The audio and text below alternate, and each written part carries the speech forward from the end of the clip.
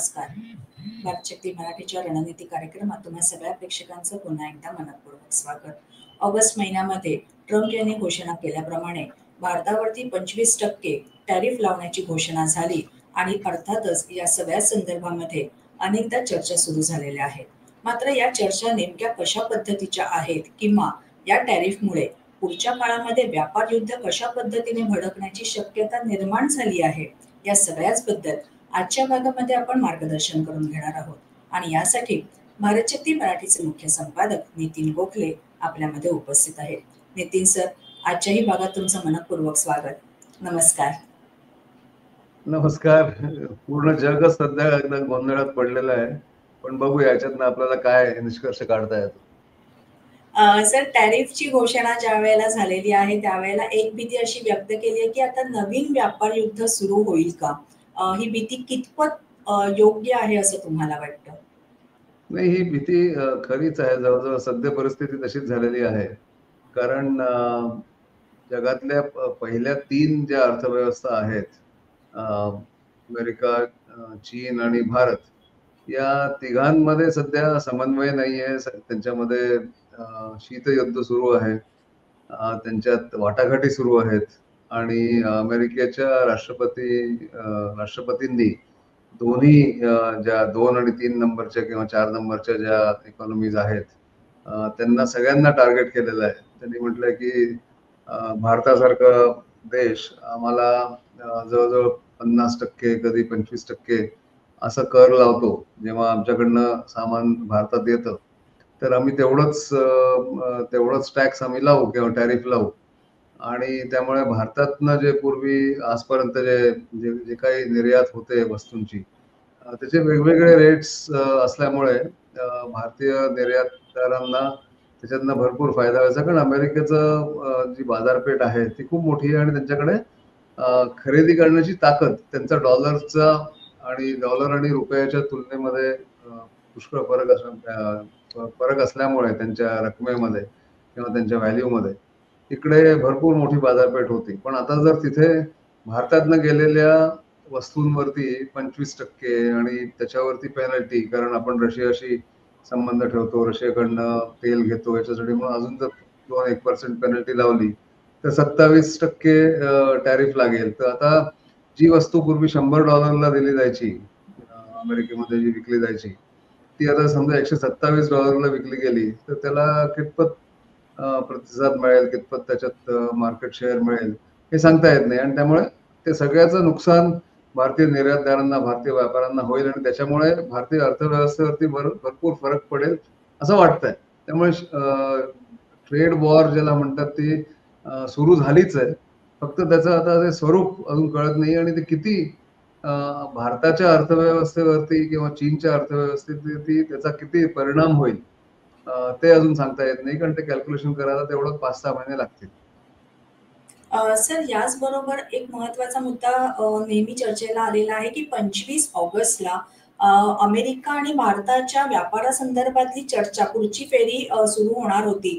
पण त्याच्या अगोदरच अर्थातच उतावीळपणाने ट्रम्प यांनी हा निर्णय जाहीर केलेला आहे. खरंच असं आहे का? त्यामागे त्यांचं काही कॅल्क्युलेशन असेल असं तुम्हाला वाटतं? त्याच्यात आता खरं काय खोटं काय सांगणं जरा कठीण झालेलं आहे. त्यांच्या रोजच्या जेवढं वक्तव्य ते करत असतात, सकाळी उठल्याबरोबर एखादं स्टेटमेंट ते त्यांच्या ट्रूथ सोशलवरती टाकतात आणि मग ते ट्विट केलं जातं. त्याच्यातनं पटकन निष्कर्ष काढणं जरा कठीण आहे. पण त्यांची हा जो अप्रोच आहे राष्ट्रपती ट्रम्पचा, याला युद्धाच्या थेअरीमध्ये स्ट्रॅटेजिक केऑस म्हणतात किंवा स्ट्रॅटेजिक केऑस थेअरी म्हणतात. की तुम्ही शत्रूला किंवा तुमच्या ऑपोजिट पार्टीला गोंधळात टाकण्यासाठी किंवा दबावाखाली आणण्यासाठी खूप वेगवेगळ्या प्रकारचे वक्तव्य करा, स्टेटमेंट्स करा, जे सेल्फ कॉन्ट्रडिक्टरी असतील. एकदा हो म्हणायचं, नंतर नाही म्हणायचं, परत हो म्हणायचं, परत म्हणायचं की आम्हाला माहिती नाही काय होईल, असा जो गोंधळ एक सुरुवात करतात किंवा एक चक्रव्यूह रचल्यासारखं त्यांचा जो अप्रोच आहे, तो अप्रोच याच्यासाठी आहे की त्याला बार्गेनिंग पॉवर वाढते. अशा ज्या व्यक्तींनी किंवा ज्या देशांनी हे केलेलं असतं. आणि समजा समोरची बाजू जी असते, म्हणजे आता इथे याच्यात भारताचा प्रश्न आहे किंवा भारत सरकारचे जे वाटाघाटी करणारे आहेत leaders आहेत, त्यांच्यासमोर हा प्रश्न पडतो की कितपत खरं बोलतायत किंवा हे कितपत लवकर टॅरिफ लावतील 25% प्लस पेनल्टी, हे माहिती नसल्यामुळे मग त्या दबावाखाली येऊन जर आपण काही त्याच्यात निर्णय घेतले किंवा त्याच्यामध्ये समजा आपण हे वाढवलं किंवा त्यांच्या टॅरिफला कमी केलं आणि आपला टॅरिफ वाढवला तर कसं होईल, या सगळ्या गोंधळामुळे एक निर्णय घेण्यामध्ये गोंधळ होतो प्रत्येक बाजूचा. आणि अशामुळे ती थिअरी त्यांनी अप्लाय केली असं वाटतं. ते प्रत्येक ठिकाणी असं करतात.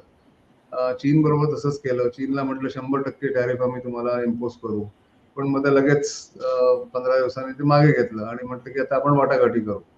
तर ही एक बार्गेनिंगची एक टॅक्टिक असते, ती सध्या सुरू आहे.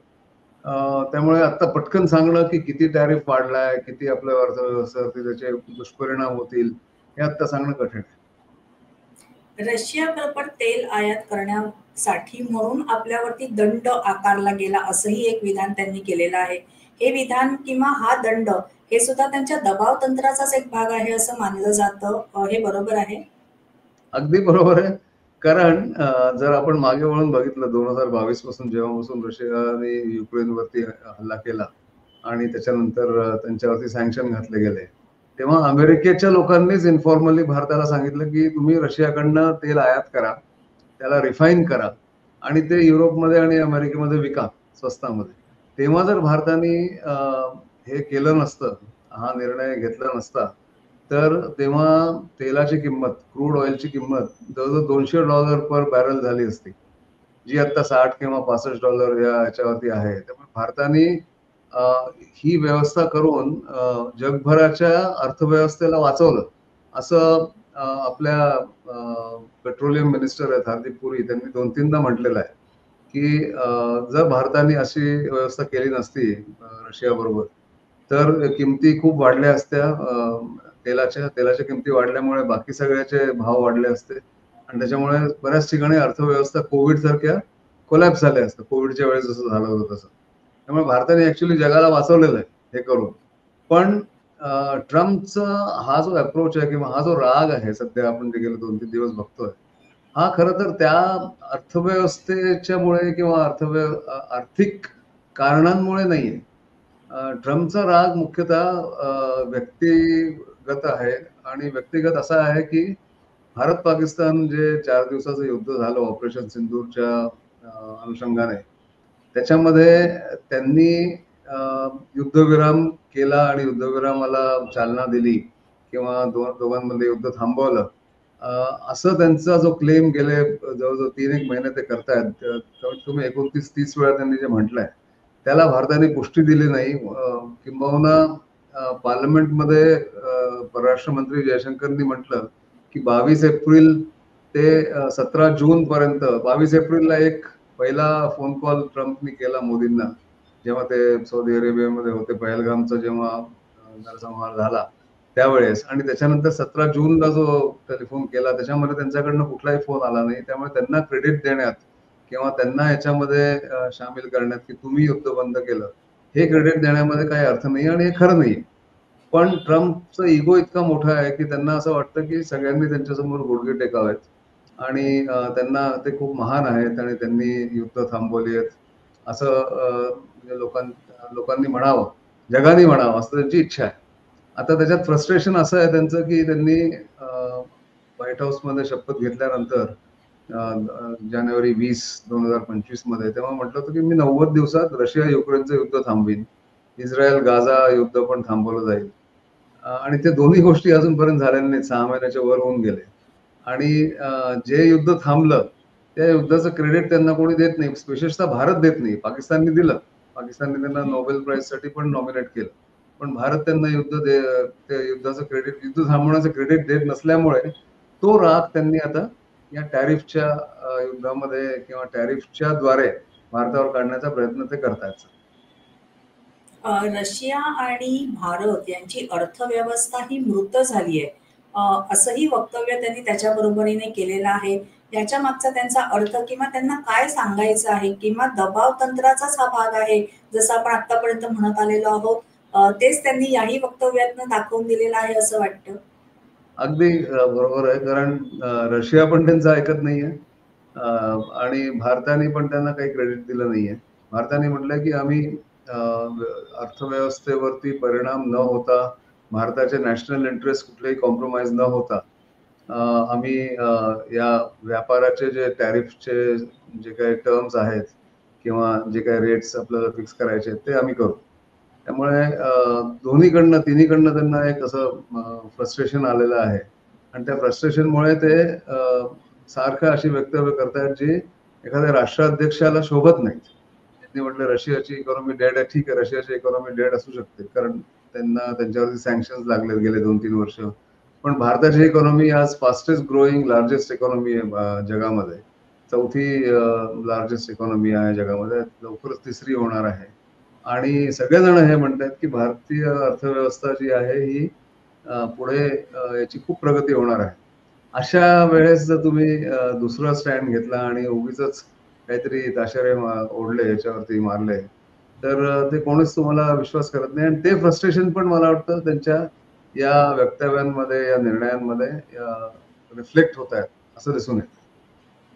अ, भविष्यामध्ये कदाचित पाकिस्तानकडनं सुद्धा भारत तेल आयात करू शकेल, असंही वक्तव्य प्रसिद्ध झालं होतं. पाकिस्तान बरोबर असणारी जवळीकता ह्याच्यातनं त्यांनी दाखवून दिलेली आहे किंवा त्यांच्यावरती जे काही टॅरिफ त्यांनी त्यांना सँक्शन केलेलं आहे, ते बघता सुद्धा पाकिस्तान आता भारतापेक्षा जास्त जवळ झालेलं आहे असं एक चित्र सध्या तरी बघायला मिळतंय. पण त्याच वेळेला दुसरीकडे चीनला जर थोडासा निर्बंध घालायचा असेल, आळा घालायचा असेल, तर इंडो पॅसिफिकमध्ये भारताशिवाय दुसरा पर्याय नाही, असंही अमेरिकेचं एक विचार आहे किंवा त्यांच्यासमोरचं चित्र आहे. नेमकं काय असेल म्हणजे बदलती भूराजकीय परिस्थिती आणि टॅरिफ याचा संबंध कशा पद्धतीने लावता येऊ शकतो, असं तुम्हाला वाटतं? भूराजकीय परिस्थितीचाच भाग आहे टॅरिफचं जे युद्ध ज्यांनी सुरू केलेलं आहे. त्यांचं म्हणणं आहे की आजपर्यंत अमेरिकेचा ॲडव्हांटेज सगळेजण घेत आले. अमेरिकेच्या बाजारपेठेचा उपयोग करत राहिले सगळे देश. त्यामुळे त्यांनी छोट्या-छोट्या देशांना सुद्धा मोठे-मोठे टॅक्स टॅरिफ लावलेले आहेत. श्रीलंकेला 40%, व्हिएतनामला 35% असं सगळं केलेलं आहे. त्यांचं म्हणणं तुम्ही आमचा ॲडव्हांटेज घेत राहिला, पण आम्हाला त्याचा काहीच फायदा झाला नाही. त्यांची जी एक घोषणापत्र आहे त्यांच्या आपल्याकडे जसं मॅनिफेस्टो असतो इलेक्शनच्या वेळेस राजकीय पक्षांचं. तसं त्यांचं आहे मागा म्हणजे मेक अमेरिका ग्रेट अगेन. तर मेक अमेरिका ग्रेट करण्यासाठी तुम्हाला परत मॅन्युफॅक्चरिंग जी पूर्वी अमेरिकेचं एक मोठं ताकद होती. साधारण 1900 75-80 पर्यंत. ती ताकद त्यांनी गमावून ठेवली. गेल्या 40-45 वर्षांमध्ये त्यांनी चीनकडे सगळं ते आउटसोर्स करून टाकलं त्यांच्या स्वतःच्या फायद्यासाठी म्हणून असं त्यांना वाटलं. पण त्याच्यामुळे तिथली जी अर्थव्यवस्था जी आहे ती पूर्णपणे चीनवरती निर्भर होऊन गेली. चीनवरती अवलंबून होऊन गेली आणि पूर्ण जगाचं मॅन्युफॅक्चरिंग चीन, इंडोनेशिया, व्हिएतनाम, भारत याच्यामध्ये आउटसोर्स होत गेलं. अमेरिकेमध्ये आज काही मॅन्युफॅक्चरिंग पटकन होत नाही. त्यांच्याकडे कौशल्य राहिलं नाहीये लोकांमध्ये. लोकांमध्ये काम करण्याची ताकदीपेक्षा इच्छा राहिलेली नाहीये.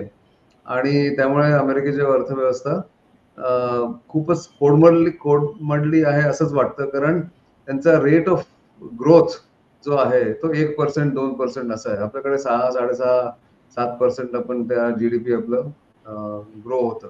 अशामुळे त्यांचं जो फ्रस्ट्रेशन आहे आणि ते पूर्ण जी व्यवस्था बदलायचा प्रयत्न करतायत अचानक असं केऑस करून किंवा लोकांवरती दबाव दबाव घालून, तो काही कामाला येईल असं वाटत नाही किंवा त्याच्यातनं काही निष्पन्न होईल चांगलं अमेरिकेसाठी, हे दिसून येत नाहीये आणि त्याच्यामुळे फ्रस्ट्रेशन वाढत चाललंय.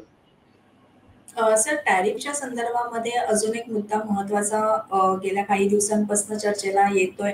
तो म्हणजे 80 वर्षांपूर्वी अमेरिकेने ज्या पद्धतीने जपानवरती अणु हल्ला करून संपूर्ण जगाचं लक्ष आपल्याकडे वळवून घेतलं, खळबळ माजवली होती. तशाच पद्धतीने आता या टॅरिफचाही उपयोग अमेरिका करतंय. काय तथ्य आहे याच्यातलं? नाही, कंपॅरिझन तर नक्कीच करता येतं. पण त्यावेळेस काय होतं, की त्यावेळेस युद्ध झालं होतं. त्याच्यामध्ये लाखो लोकं मेलेले होते. अर्थव्यवस्था त्यामुळे कोलमडले होते. सगळं झालं होतं. पण आता ही परिस्थिती तशी नाहीये. आता अर्थव्यवस्था ही थोडीशी डिस्पर्स झालेली आहे आणि तेव्हा सगळे नियम कानून जे गोरे देश होते, अमेरिका, ब्रिटन, हे लोक नियम त्यावेळेस लावायचे पूर्ण जगभरासाठी. युएनची जी स्थापना झाली युनायटेड नेशन्सची, किंवा त्याच्यानंतर जे ब्रिटन वूड्स किंवा वर्ल्ड बँक झालं, IMF झालं, हे सगळं त्यांनी आपापल्या व्यवस्थेप्रमाणे करून घेतलं होतं. आता पूर्ण सेंटर ऑफ ग्रॅव्हिटी ज्याला म्हणतात जगभराची, ती अमेरिकेतनं किंवा वेस्टमधनं, अमेरिका आणि युरोपमधनं ती एशियामध्ये शिफ्ट झाली. आज चीन आणि भारत जगातले दोन मोठे देश आहेत, उभरते देश आहेत, आणि त्यामुळे ते लोक दोन्ही देश यांचं काही प्रत्येक वेळेस सगळे नियम मानतील किंवा सगळे त्यांनी घालून दिलेल्या अटी मानतील असं नाही. आणि त्याच्यामुळे ही भूराजकीय परिस्थिती बदललेली आहे. तेव्हा तू मागच्या प्रश्नात मला विचारलं होतंस की चीनला आळा घालण्यासाठी अमेरिकेला भारताची जरूर आहे. पण भारताची एक भीती अशी आहे की चीनला ते आळा घालू इच्छितात, तर चीन बरोबर दोस्ती करू इच्छितात हे सांगता येत नाही अमेरिकेचं. म्हणून अमेरिकेचं जे अमेरिकेबरोबर आपण हात मिळवणी करणं अगदी पूर्णपणे, हेही भारताच्या पथ्यावर पडणार नाही किंवा भारतासाठी लाभदायक नाहीये.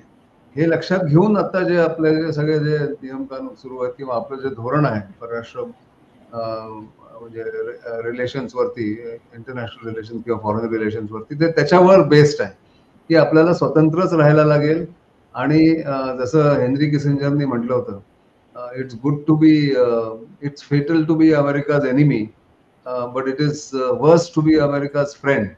तुम्ही मित्र झालात तर तुम्हाला तो उलट जास्ती दगा देईल, असं त्यांनी म्हटलं होतं बऱ्याच वर्षापूर्वी. आणि ते आता खरं दिसतंय, कारण गेल्या 20-25 वर्षात भारताने अमेरिकेबरोबर खूप संबंध आपले चांगले केले, वाढवले. अमेरिकेत आपली जरूर होती, पण आता हे जेव्हा होतंय तेव्हा हे लक्षात येतं की अमेरिका खूप काही रिलायबल पार्टनर नाहीये कोणाचाच, फक्त भारताचा म्हणून नाही तर कोणाचाच रिलायबल पार्टनर नाहीये.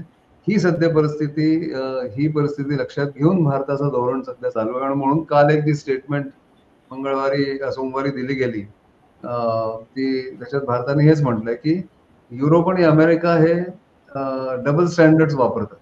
आम्हाला त्यांनी सांगितलं की तुम्ही तेल रशियाकडनं विकत घ्या, आम्हाला आता द्या रिफाईन करून, आणि आता तुम्ही म्हणताय की तुम्ही रशियाकडनं का घेता आणि रशियाकडनं घेताय म्हणून आम्ही तुम्हाला दंड करू किंवा शिक्षा देऊ. तर हे चालणार नाही, हे डबल स्टँडर्ड चालणार नाही, हे भारताने स्पष्ट करून दिलं. सर, भारताचा विचार करता कायम राष्ट्रहित पहिलं हीच भूमिका भारताने घेतलेली आहे आणि त्या दृष्टीने अमेरिकेबरोबर टॅरिफवरती चर्चा सुरू आहे. मात्र जसं तुम्ही एका उत्तरात म्हणाला होतात की राष्ट्राध्यक्ष पदावरती असणाऱ्या व्यक्तीने अत्यंत जबाबदारीने वक्तव्य करणं ही गरज असते, पण ही गरज आज अमेरिकेकडनं किंवा राष्ट्राध्यक्षांकडनं पूर्ण होताना दिसत नाहीये. जसं तुम्ही म्हणालात की कदाचित संपूर्ण जगाचं लक्ष आपल्याकडे वळवून घेणं, त्याच्यामागची कारणं खूप वेगवेगळी असतील, पण कायम सेंटर ऑफ अट्रॅक्शन आपण बनणं हे सुद्धा त्याच्यातनं कदाचित असेल. पण त्यांचा आक्रस्ताळेपणा जेवढा दिसून येते तेवढीच भारताची संयमित भूमिका सुद्धा या सगळ्या प्रकरणामध्ये आपल्याला कायम बघायला मिळते. आणि हीच भूमिका घेऊन भारत या नंतरच्याही काळात वाटाघाटी करतील ही आशा मात्र नक्कीच आहे. पण आज जी काही माहिती तुम्ही दिलीत या सगळ्या माहितीसाठी सगळ्या प्रेक्षकांकडनं खूप खूप धन्यवाद. नमस्कार. नमस्कार.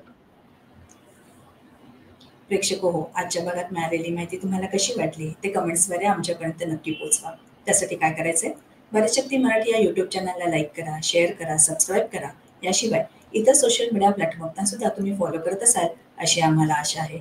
भेटूया पुढच्या आठवड्यात एका नवीन विषयासह. तोपर्यंत नमस्कार.